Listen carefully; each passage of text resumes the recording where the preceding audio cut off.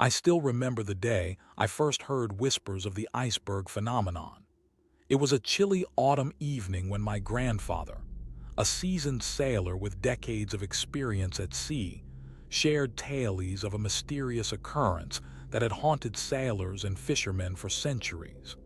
He spoke of an unseen force that seemed to emanate from the ocean itself, drawing men into its depths like moths to flame. It began with reports of ships disappearing without warning, leaving behind only the faintest whispers of their existence on the horizon. Some said it was a curse, while others believed it was a natural phenomenon, a manifestation of the Earth's fury against humanity's encroachment upon its domain. But one thing was certain: those who ventured onto the iceberg's icy surface never returned. As a child, I listened with rapt attention as my grandfather recounted stories of men who had braved the unknown, only to be consumed by an otherworldly presence that defied explanation. The iceberg seemed to have a malevolent intelligence, as if they were alive and waiting for the perfect moment to strike. Years later, when I stumbled upon an old, dusty book in my grandfather's attic, I discovered the true extent of the iceberg phenomenon. The tome was bound in black leather, adorned with strange symbols that seemed to shift and writhe like living serpents in the dim light. As I opened the cover, a chill ran down my spine, as if the very essence of the iceberg had seeped into the pages. The book told the tale of an ancient civilization that had worshipped the icebergs as deities, believing them to be gateways to other realms and dimensions. They called it the Great Convergence, a time when the veil between worlds was at its thinnest, allowing the living to catch glimpses of the unknown. As I delved deeper into the book's yellowed pages, I began to realize that the iceberg phenomenon was not just a myth, but a doorway to a realm where the laws of physics were twisted and distorted. It was here that I would soon find myself, drawn into a world of nightmares from which there might be no escape. The words on those pages seemed to sear themselves into my mind like branding irons, leaving an indelible mark on my psyche. And as the darkness closed in around me, I knew that I was not prepared for what lay ahead. I had always been skeptical of the iceberg phenomenon, viewing it as a mere myth perpetuated by sailors and fishermen to explain the inexplicable. But when I decided to embark on a solo expedition to the Arctic Circle, I knew that I was about to test my limits in ways I never thought possible. The cold air bit at my skin like 1,000 knives, but I pressed on, driven by an insatiable curiosity about the unknown. My small boat chugged through the icy waters, leaving behind a trail of disturbed snow and frozen crystals that glistened like diamonds in the pale light. It was on the third day of my journey when I spotted it, a massive iceberg rising from the surface like a monolith from a forgotten era. The sun cast an otherworldly glow upon its crystalline structure, as if the very essence of the ice had been infused with a life force. My heart pounded in my chest as I steered the boat closer, feeling an inexplicable pull towards the iceberg's dark and foreboding presence. As I stepped onto the ice, the air seemed to thicken around me, like a physical manifestation of my own fear. The sound of creaking wood echoed through the silence, making me feel like I was trapped in a nightmare from which I might never awaken. And then I saw it, a figure standing at the edge of the iceberg, its back to me. It was shrouded in shadows, making it impossible to discern any defining features. My mind racing with questions and doubts, I hesitated for what felt like an eternity before taking another step forward. The air seemed to vibrate with tension as I approached the figure, my senses on high alert. Suddenly, a gust of wind swept across the ice, sending me stumbling backwards. As I regained my footing, I caught a glimpse of the figure's face. its eyes glowing with an otherworldly light that seemed to pierce through the very fabric of reality. In that instant, I knew that I had crossed a threshold into a realm where the laws of physics were twisted and distorted. The world around me began to warp and writhe like a living thing, threatening to consume me whole. As I stood there, frozen in terror, the figure began to move towards me. Its eyes seemed to burn with an inner fire, illuminating the dark recesses of my mind. And then I saw it, a symbol etched into the ice beneath my feet. It was a mark that looked like a twisted cross, its arms reaching up towards the sky like skeletal fingers. The figure stopped in front of me, its gaze locked onto mine, and I felt a jolt of recognition.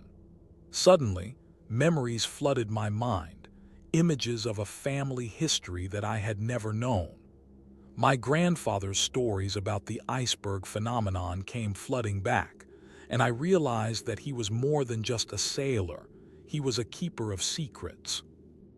He had been warned away from the iceberg by his own father, who had spoken of a family legacy that dated back generations. The icebergs, it seemed, were not just a natural phenomenon, but a doorway to a world of darkness and madness. My great-grandfather had been a sailor on one such ship, and he had never returned. My grandmother's stories about her own childhood, where she had seen shadowy figures lurking in the ice, also came back to me. It was as if I had stumbled into a web of family history that had been hidden from me my entire life. The figure began to speak, its voice like a rusty gate creaking in the wind. "You have come home," it said. "The icebergs call to you." And with that, the world around me began to dissolve, leaving me standing alone on the ice. I was no longer just a sailor or an explorer. I was a part of something much deeper and more sinister. As I stood there, frozen in terror, the figure began to speak again. Its voice was like a rusty gate creaking in the wind, sending shivers down my spine. "You have come home," it said. "The icebergs call to you." And with that, the world around me began to dissolve, leaving me standing alone on the ice. I felt a strange sense of disorientation, as if I was no longer sure what was real and what was not. The figure began to move closer, its eyes burning with an otherworldly intensity. I raised my hands in defense, but they seemed to be made of ice itself, frozen in place by some unseen force. The air around me grew colder until I could see my breath misting in the air like a ghostly fog. And then I saw it, a series of photographs scattered across the ice. They were old and worn, but they seemed to hold a secret that only I could unlock.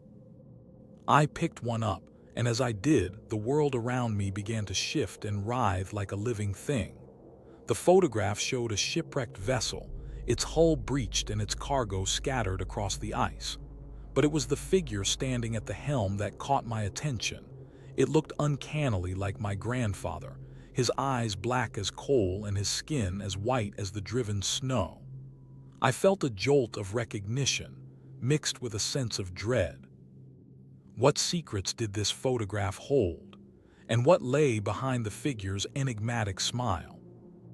As I stood there, frozen in terror, the figure began to speak again. Its voice was like a rusty gate creaking in the wind, sending shivers down my spine. "You have come home," it said. "The icebergs call to you." And with that, the world around me began to dissolve, leaving me standing alone on the ice. I felt a strange sense of disorientation, as if I was no longer sure what was real and what was not. The figure began to move closer, its eyes burning with an otherworldly intensity. I raised my hands in defense, but they seemed to be made of ice itself, frozen in place by some unseen force. The air around me grew colder until I could see my breath misting in the air like a ghostly fog. And then I saw it, a series of symbols etched into the ice beneath my feet.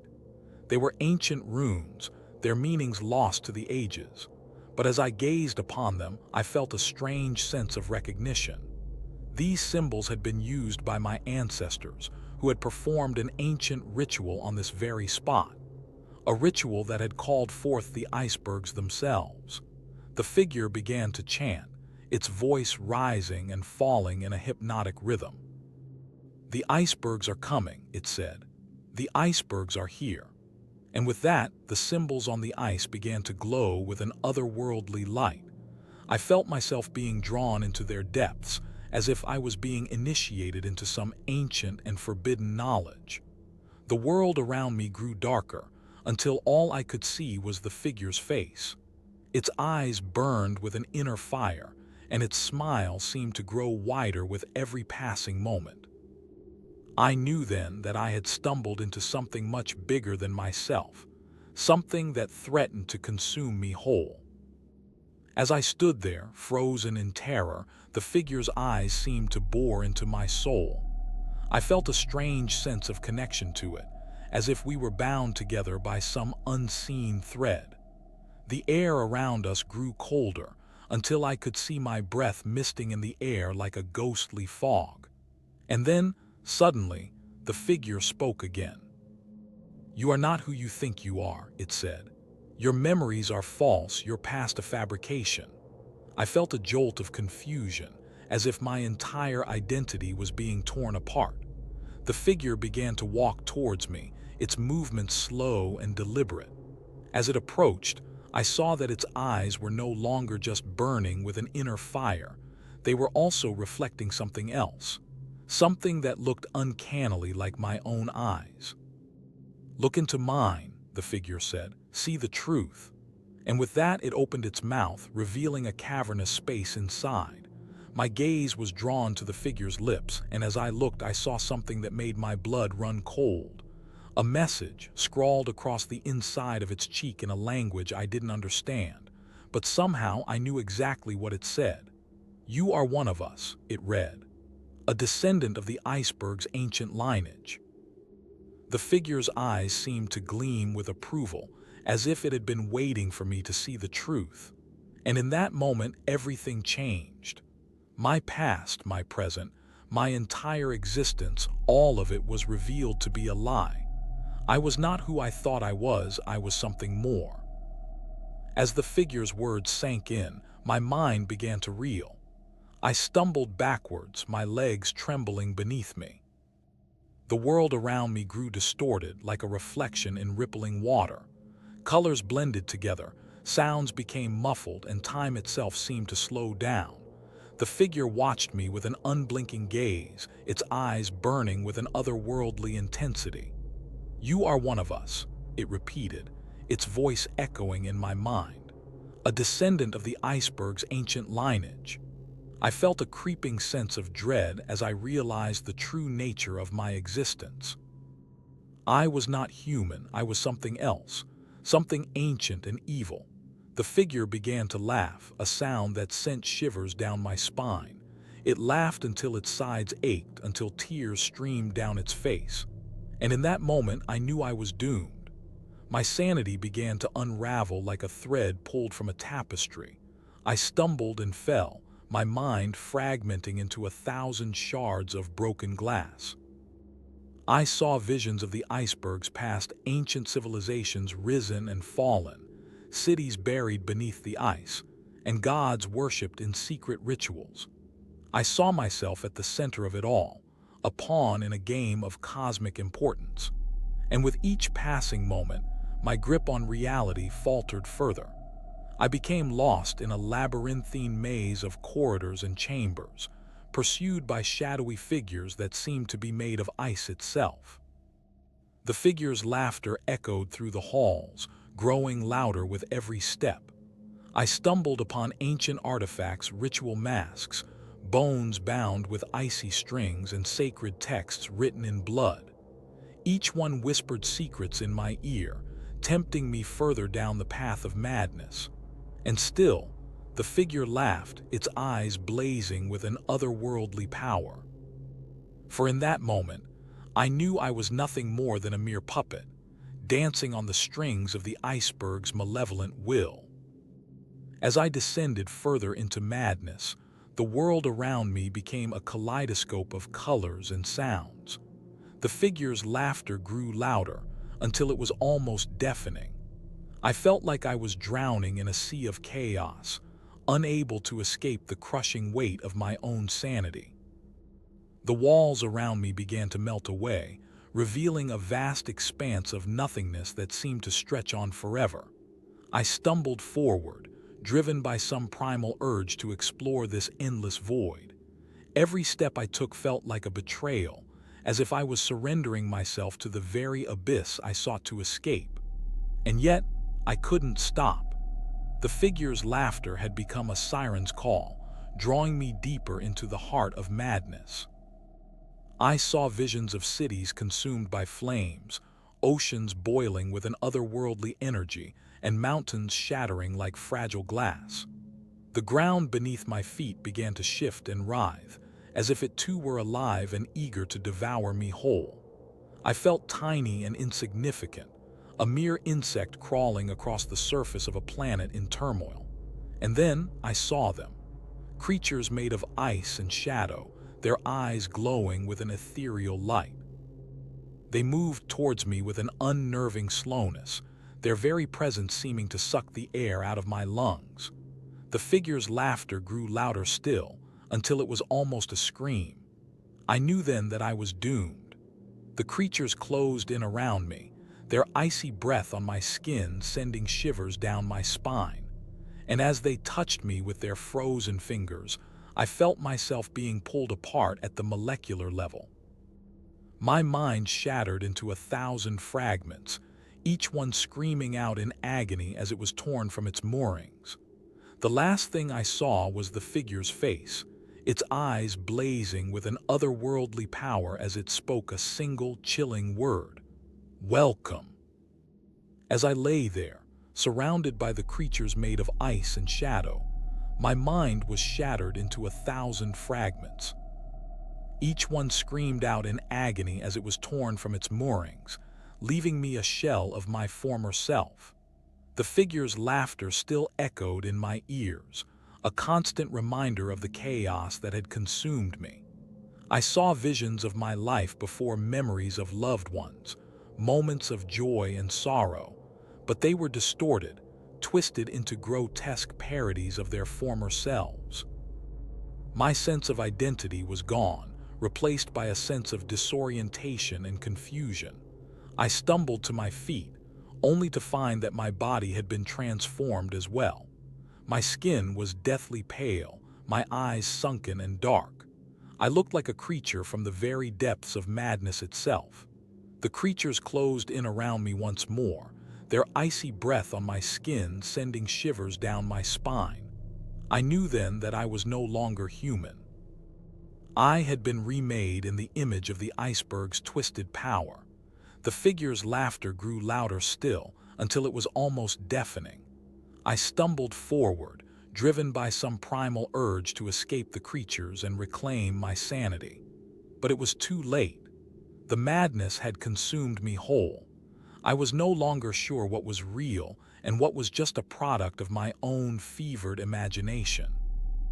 The world around me was a twisted nightmare, full of horrors that defied explanation. And in the center of it all, I saw the figure, its eyes blazing with an otherworldly power as it spoke a single, chilling word: "Welcome." As the figure's words echoed in my mind, the world around me began to distort and writhe like a living thing. The creatures made of ice and shadow closed in on me from all sides, their eyes glowing with an ethereal light. I felt myself being pulled down into a vortex of madness, where the very fabric of reality was torn apart. The sky turned a deep shade of indigo, and the air grew thick with the scent of decay and rot. The ground beneath my feet began to shift and writhe like a snake, sending me tumbling through a tunnel of darkness that seemed to stretch on forever. I saw visions of my deepest fears, the dark corners of my own mind where terror lurked and waited. The iceberg's power was everywhere, its influence seeping into every pore of my being like a cold, dark virus. My sanity was slipping away, consumed by the abyssal void that had opened up inside me. I felt myself being pulled apart at the molecular level, my mind shattered into 1,000 fragments that were torn from their moorings and flung out into the darkness. And still, the figure's laughter echoed in my ears, growing louder with every passing moment until it was almost deafening. The creatures closed in around me once more, their icy breath on my skin sending shivers down my spine. I knew then that I was doomed. The iceberg's power had consumed me whole, and I was now nothing more than a puppet on the strings of madness itself. The final vision that greeted me was of the figure's face, its eyes blazing with an otherworldly power as it spoke a single, chilling word: mine. As I gazed upon the figure's face, its eyes seemed to burn with an intensity that threatened to incinerate my very soul. The skin was deathly pale, pulled taut over the bone structure like a drumhead. The lips were thin and pressed together, revealing a set of razor-sharp teeth that seemed to gleam with malevolence. I felt a cold sweat break out on my brow as the figure's gaze locked onto mine, its eyes boring into my very essence like hot coals. The air around us grew colder still, until it was almost palpable, a living, breathing thing that seemed to wrap itself around me like a shroud. I tried to step back, but my feet seemed rooted to the spot, unable to move or escape the figure's gaze.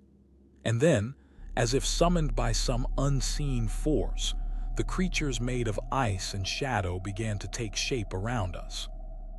They coalesced into twisted, nightmarish forms that seemed to be crafted from the very fabric of my deepest fears.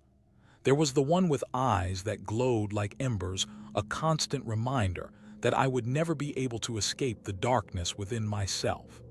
The one with skin that seemed to shift and writhe like a living thing, a testament to the horrors that lurked just beyond the edge of perception. And the one with wings, delicate and transparent as glass, but with eyes that burned with an otherworldly fire, a harbinger of doom and destruction. All of them closed in around me, their icy breath on my skin sending shivers down my spine. I knew then that I was face to face with the very horrors that I had always feared, and that I would never be able to escape their grasp. As iges juponthefiguras face itse seemid tabern with intensidithat retenid toinsin rate my very soul. The skin was deathly pale, pulled taut over the bone structure like a drumhead.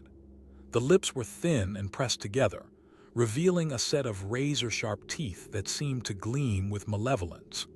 I felt a cold sweat break out on my brow as the figure's gaze locked onto mine, its eyes boring into my very essence like hot coals.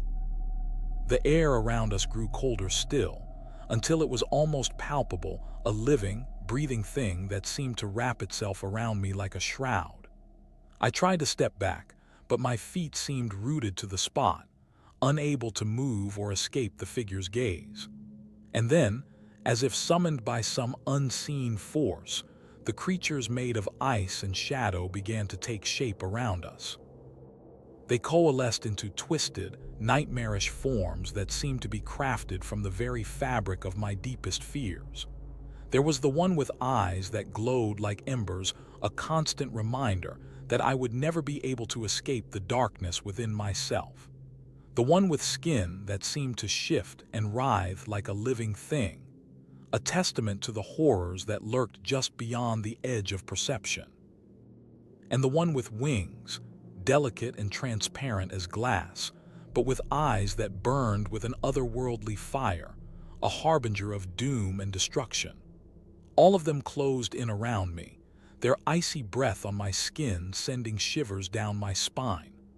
I knew then that I was face to face with the very horrors that I had always feared, and that I would never be able to escape their grasp.